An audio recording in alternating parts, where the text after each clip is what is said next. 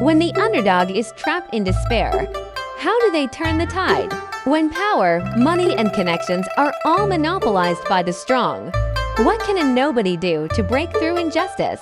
Today, we're diving into Stephen Chow's classic, *Hail the Judge*. This seemingly absurd comedy hides sharp social metaphors and the secret to why Stephen Chow has stayed popular for decades. At the end of the video, I'll also explain the traditional Chinese culture featured in the film. At the beginning of the film, the young Pao Lung-sing prays devoutly to the bright moon, murmuring that he wants to be an honest official and bring all corrupt officials to justice. As time goes by, Pao grows up. His father, Pao Buting, who knows the dangers of officialdom well, gives him a special gift, a handwritten character Lian. This character Lian is the foundation of an official's conduct, representing integrity and incorruptibility. It's Pao's father's deepest wish for his son, and the core standard of a good official in traditional culture. But interestingly, the way Pao's father writes Lian looks almost identical to the character Qiang. Qiang means poverty or being poor. This seems like an accidental detail, but it's actually one of the film's cleverest metaphors. In the feudal officialdom, most honest officials were tied to poverty. They stuck to their principles, refused bribes, and didn't exploit the people. Living only on a meager salary, they could barely make ends meet. On the other hand, corrupt officials got rich through power for money deals and exploitation. This stark contrast exposes the distorted system of feudal officialdom. Those who upheld justice lived in poverty, while the corrupt climbed the ranks.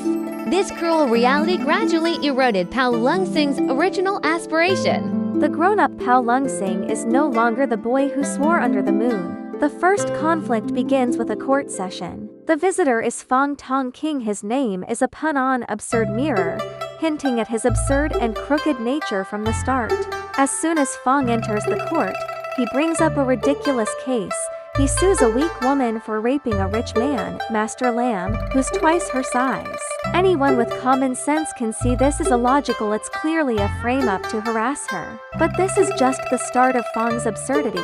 Next, he sues Wang Lo Shou for failing to pay rent, demanding to take back his house. The truth is, Wang's father once saved Master Lam's father. To repay the kindness, Lam's father made a contract allowing Wang's family to live in the house rent-free for generations. This contract is the key evidence.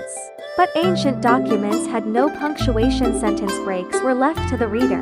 This gave Fong Tong King an opportunity. He deliberately misinterpreted the contract by adding wrong punctuation, turning the gift of the house to repay kindness into a rent deadline, house repossession if overdue agreement.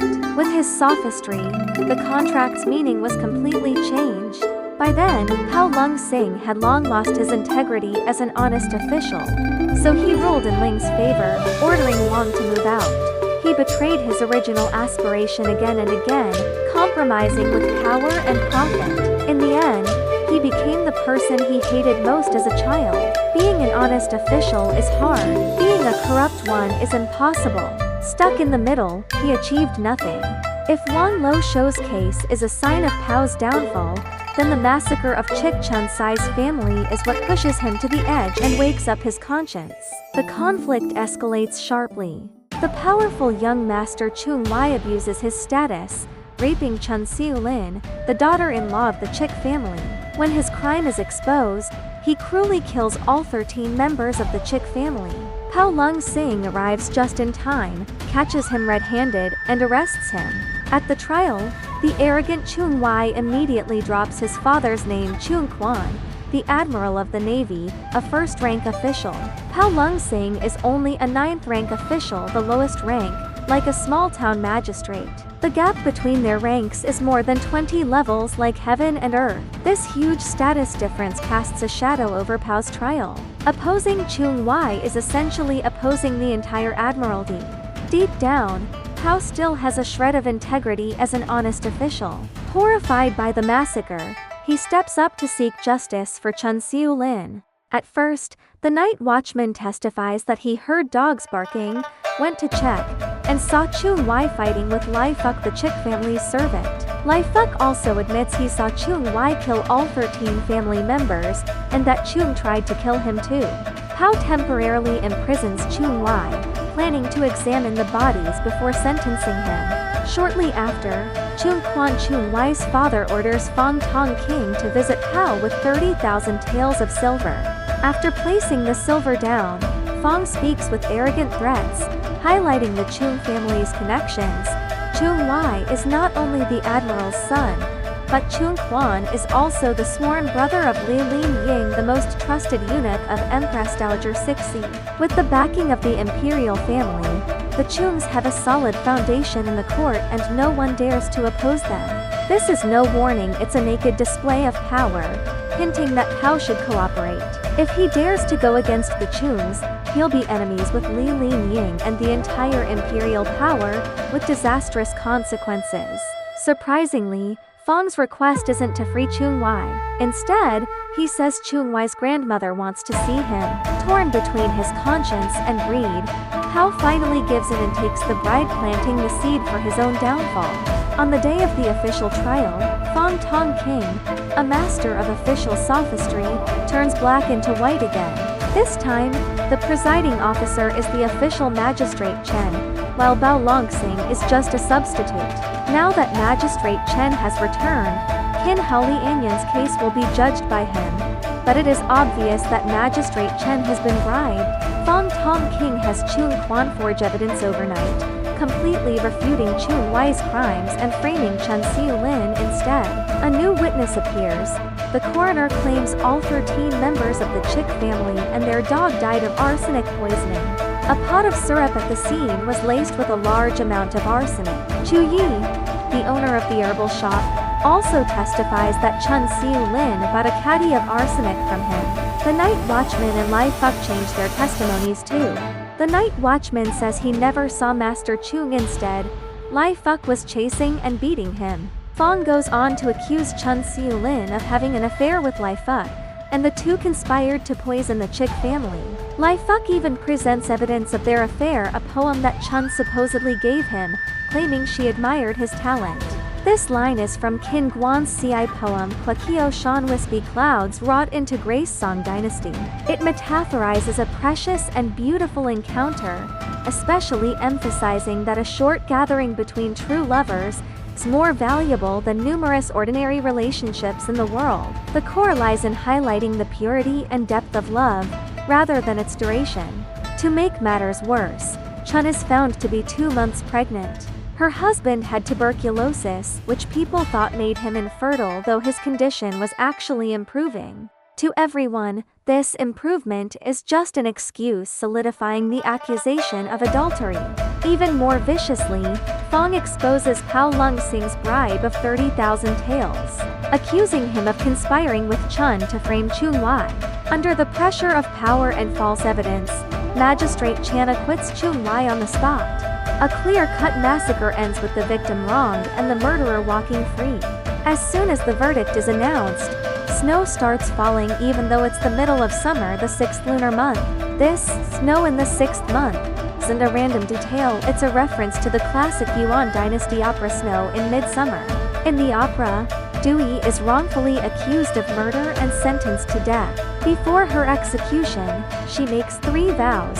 Her blood will stain the white silk, snow will fall in midsummer, and there will be a 3-year drought. All vows come true, using natural anomalies to protest injustice. Pao is overwhelmed with guilt. He knows Chen is innocent, so he and his nephew Pao Yo Wai sneak into the mortuary at night to examine the bodies and find evidence to clear her name. But this is all a trap set by the Chung father and son.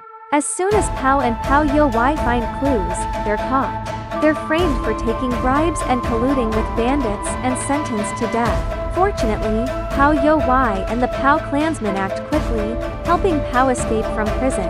After escaping, they go to see Pao's father. Pao Budding tells Pao a line that runs through the entire film. The key to turning the tide: corrupt officials must be cunning, but honest officials must be even more cunning. It's the wisdom Pao Budding gained from years in officialdom. In a corrupt system dominated by power, honest officials can't defeat corrupt ones with integrity alone. The cunning here doesn't mean being corrupt. It means understanding the rules, using strategy, and outsmarting the enemy. Only by being smarter and cunninger can you break through the power barrier and uphold justice. This line reveals the cruelty of the times, when justice can only be achieved by fighting cunning with cunning. It's a condemnation of the entire official system. Before leaving, Chow takes half a pancake and heads to the capital to find the Minister of Justice, hoping to clear his name and avenge the Chick family. Meanwhile, Magistrate Chan, on the Chung's orders, releases the ruthless assassin Luo Po to hunt down Chow. Determined to eliminate this threat, Chow's journey to the capital is dangerous from the start. After a long and arduous journey, Chow finally reaches the capital. He hopes the Minister of Justice will be his backer and help him reverse the verdict. But reality hits hard again. They're already an alliance of interests. Instead of helping Chow, the minister refuses to reopen the case. This exposes the true nature of feudal officialdom. Those in high positions have intricate, interconnected interests. The Minister of Justice and the Admiral are not just relatives. They're partners, protecting each other and forming an impenetrable power network. This network shuts out the grievances of ordinary people, making it almost impossible for them to seek justice. Chow is now completely desperate. He can't reverse the verdict, and he can't survive in the capital. The Chung's men are everywhere, harassing him and cutting off all his means of living. Desperate for food, Chow takes a risk. He goes to Feng Loi Lao, a famous brothel in the capital, and tries to eat without paying, murmuring that he wants to be an honest official and bring all corrupt officials to justice. Instead of becoming a beggar, he's forced to work as a gigong, a male servant in a brothel. But unexpectedly, this humiliating life becomes Chow's only hope for revenge. The Madam of Feng Loi Lao, third aunt, is a master of arguing. She has a sharp tongue, clear logic, and can silence anyone in a fight. When Chow first sees her argue, he's deeply impressed. He realizes that in a world where power overrides reason, truth and evidence aren't enough. He needs a sharp tongue to expose lies and intimidate his enemies. From then on, Chow devotes himself to learning how to argue. He watches Third Aunt closely, studying her tone, rhythm, logic, and words. That first argument of Third Aunt's isn't just a show of strength. It's a foreshadowing of Chow's future court comeback. He's not just learning to argue. He's learning to use words to dismantle false evidence and fight against power. To improve, Chow practices in front of, argues with the brothel's servants every day. Eventually, he becomes so skilled that even Third Aunt can't beat him in an argument.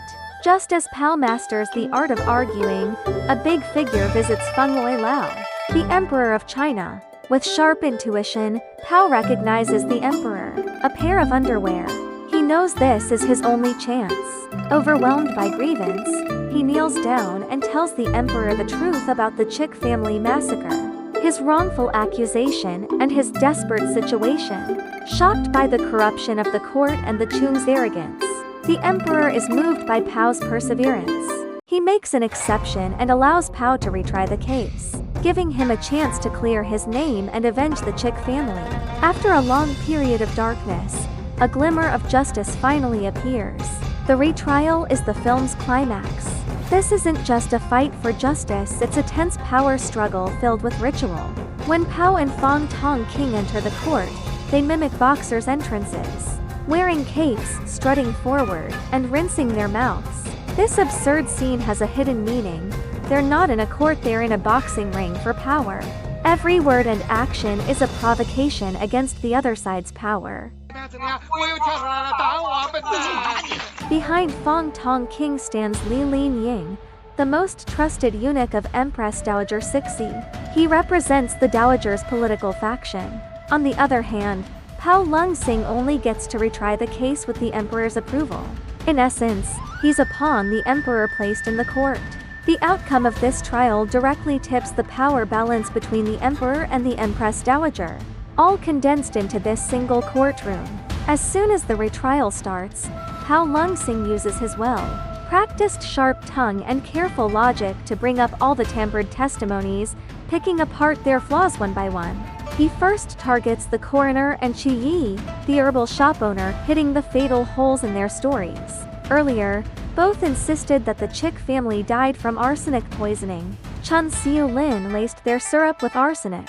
Chu even lied about selling her a caddy about 600 grams of arsenic. But Pow fires back on the spot. If you put a whole caddy of arsenic into a pot of syrup, it'd turn into thick mud. Who'd willingly drink something that disgusting? Right after, he pulls out the account book seized from Chu's shop and checks it in front of everyone. The book clearly shows Chu only bought half a caddy of arsenic. He couldn't have sold a whole caddy to Chun. Faced with irrefutable evidence, Chu turns pale and can't defend himself anymore. Then Pow points to the remains of the Chick family in the mortuary. Even though the bodies were destroyed and only bones are left, the broken bones prove they were killed by someone with strong martial arts skills. The autopsy also reveals that arsenic only remained in their throats, not their stomachs. Obviously, the poison was forced down their throats after death to fake poisoning. This step-by-step dismantling tears a big hole in Fong Tong King's carefully woven web of lies. Cornered but not giving up, Fong quickly changes his story. He claims Chung Wai knows no martial arts, denying the beaten-to-death conclusion. Pow had anticipated this trick. He immediately orders the torture tools brought out, torture Chung.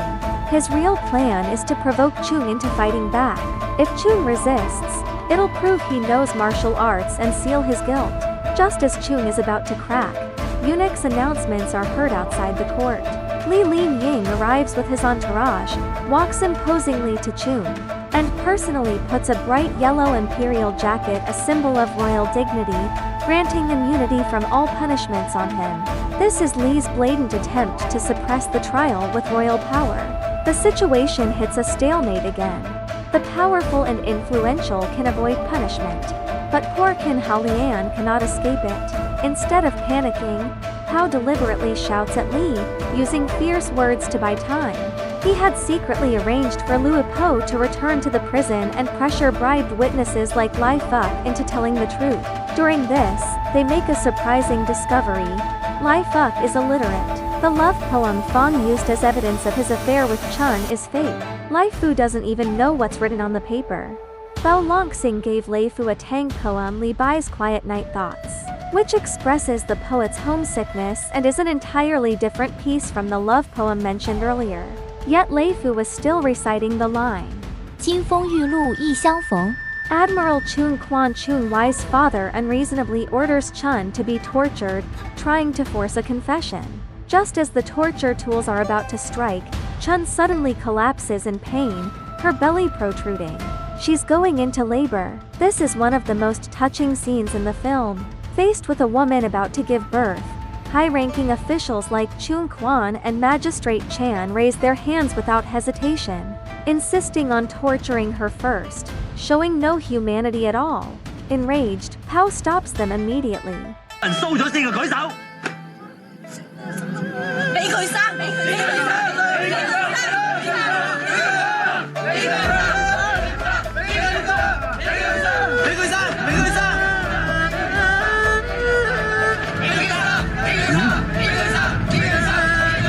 點睇啊，提督大人？仲冇辦法啊！好啦，俾佢生咗先啦。係，會官批將犯人退下產子。 He proposes letting everyone in the court vote, torture first, or let Chun give birth first. When the right to vote is taken from a handful of powerful nobles and given to the common people present, the result is completely different. All the people raise their hands, agreeing to let Chun have the baby first. This scene has a deep meaning. Living at the bottom, common people can better empathize with the suffering of the weak. When they have a voice, their choices are often more humane. Even though the coroner and Chu's lies are completely exposed, and Lai Fuck's false testimony is questionable, Li Lin Ying's power and the imperial jacket still protect Chung Wai. They can't prove the key evidence that Chung knows martial arts. The trial is stuck. If no more key evidence is found, even with the emperor's approval, Pow will have to release Chung under pressure, and the Chick family's injustice will never be avenged. At this critical moment, a baby's cry is heard from the delivery room. Chun gives birth safely. The cry breaks the silence in the court and gives Pao an idea instantly. He decides to use blood compatibility test, a traditional Chinese way to verify kinship in ancient times, to tear off Chunwei's last disguise. The blood compatibility test is a classic plot device in ancient costume dramas. It has no scientific basis but was deeply rooted in ancient people's beliefs.